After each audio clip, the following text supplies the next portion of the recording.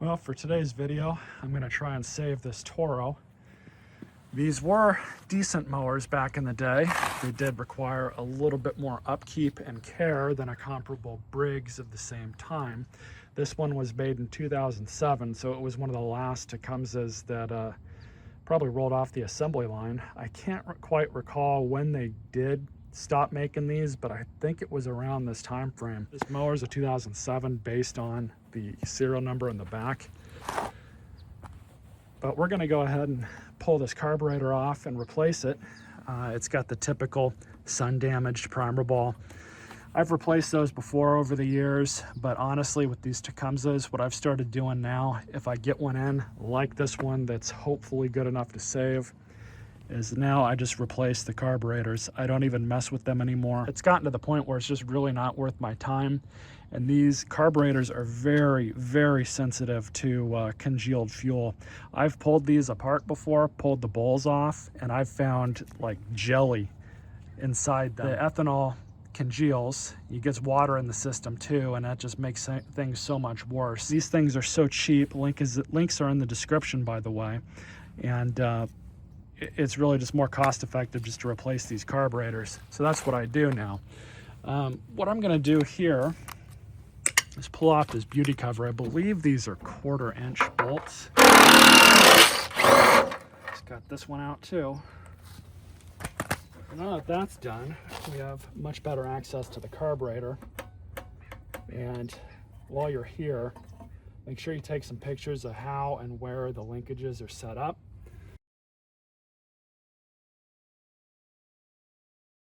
So pause the video if you need to. So I've found over the years that with these Tecumseh engines, the easiest way to get to that carburetor, some people like to leave all this stuff on here and work on it like that and just undo the bolts here. It's really kind of a pain to do that. And then you remove these 2 bolts and then you can get the muffler and this guard out of the way and you just pull off this entire piece as one assembly.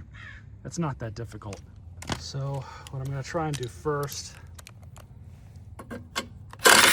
undo both of those. Actually, we don't even need to remove the guard, so that's nice. But you'll see we have 2 bolts here and here. I believe those are 3/8. So we'll go ahead and whip those right out.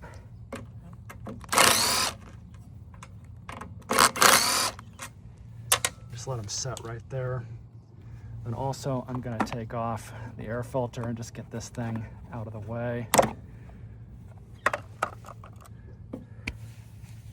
And now that that's off, just a good quick whack. Pull that out.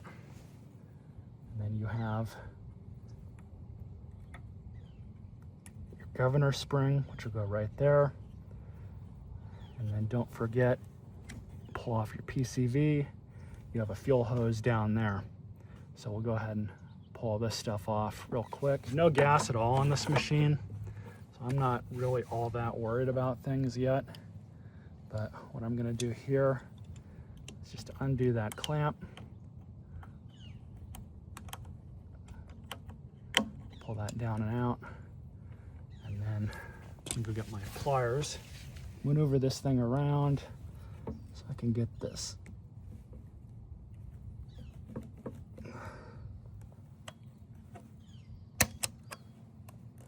These Tecumsehs don't really have the best place on them,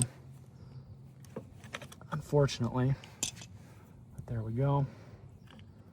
I'll just pull this out of the top hole here. There we go.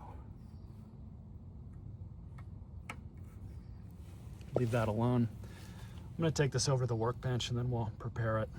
So first thing to do is to remove the mounting plate for the air filter.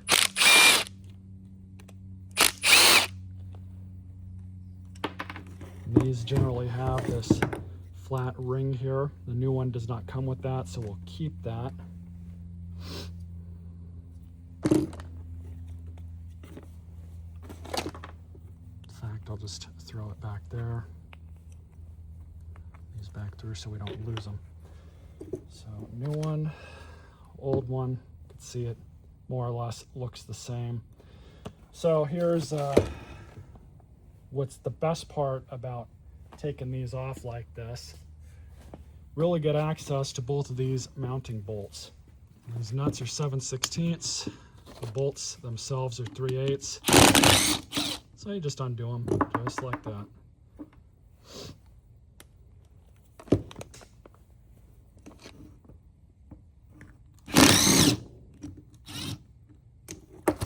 Now you'll notice that that is supposed to be up. Comes off, stupid easy. I'm not going to bother replacing the gasket because this one's still good. But basically you just line everything back up.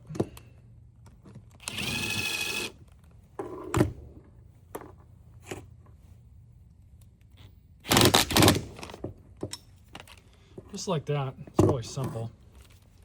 Makes things so much easier if you're using, power tools.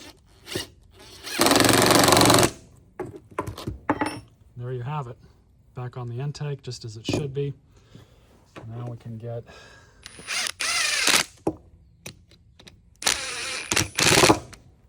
there you go. So now we can reinstall this thing on the machine. I'm going to wash that thing off first with a pressure washer because it's pretty dirty. So I'm not going to stick it back on just yet, but I'll meet you guys back with it all cleaned up. So I cleaned everything off. All I'm going to do now is just grab this, throw this back on. If you remember, it goes right through there. And then it goes up to the top here. And then we got to grab the spring. And that is just going to go back on right there. So now we can put everything back together. One thing that is worth noting is this thing is adjustable. So when the time comes, we'll go ahead and adjust it. But now I'm just going to throw this clamp back up. Fuel line is on.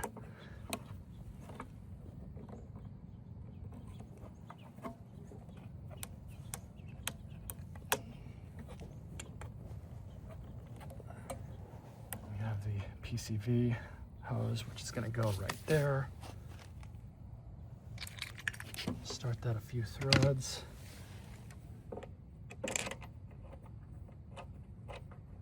That one. Throw that back on.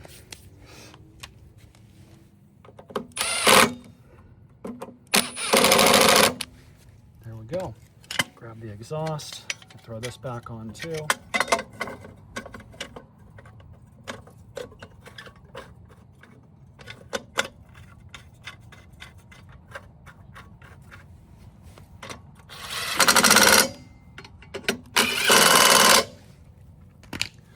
Alright, so now at this point, I'm going to get some gas in it. I seem to recall that these engines will only really run properly with an air filter installed.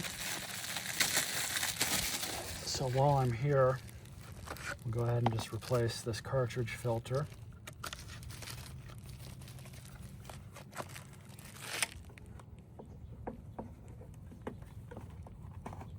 Throw that back on just for now. I'm going to throw some gas in this off camera.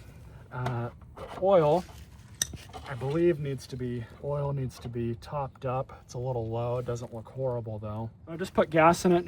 During this point, we can see if it leaks any fuel out of the throat here. That would mean that the float in the carburetor is not working as it should.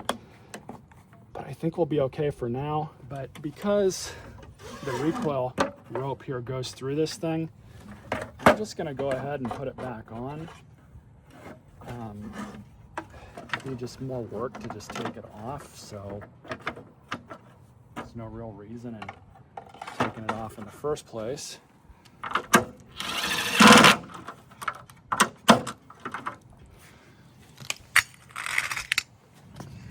Alright, so I'm just going to throw a splash of oil into this thing to top it up.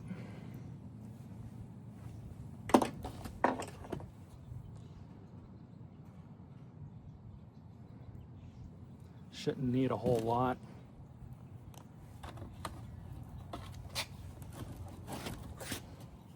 we'll let it settle for a minute. I'll be right back and check it. It's like we're right at the full mark. I don't know how well you guys can see that. It looks like it's down here, but it's not. I can see the lines like right there where the full is.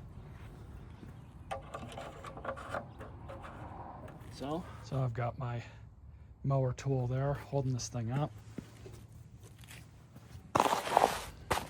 Got a bit of a surprise here.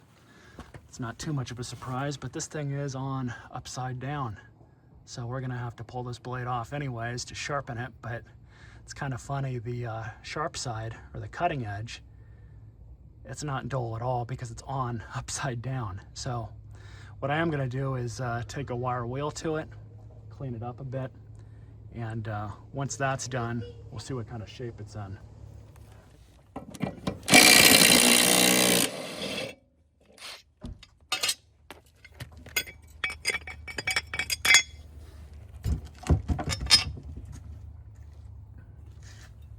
Here is balanced, so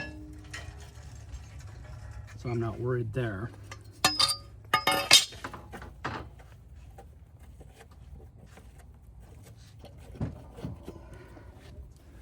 So take this over to the bench.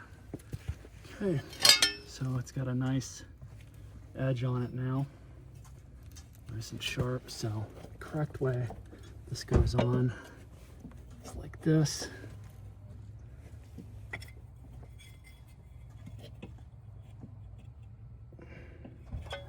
Unfortunately, it looks like they've damaged this.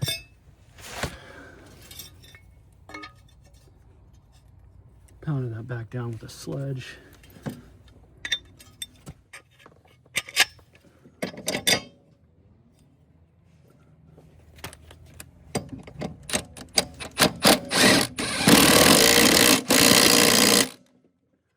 we go.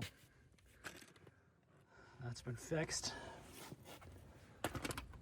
See what else is going on with this thing. Let's see if this beast will give us a start.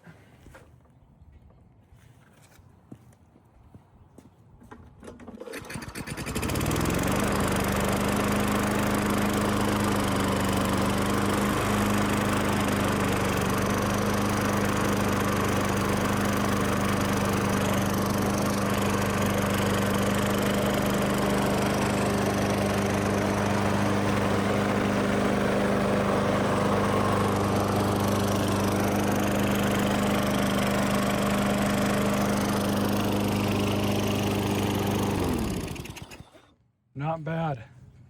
Runs really good. I'm really happy about that.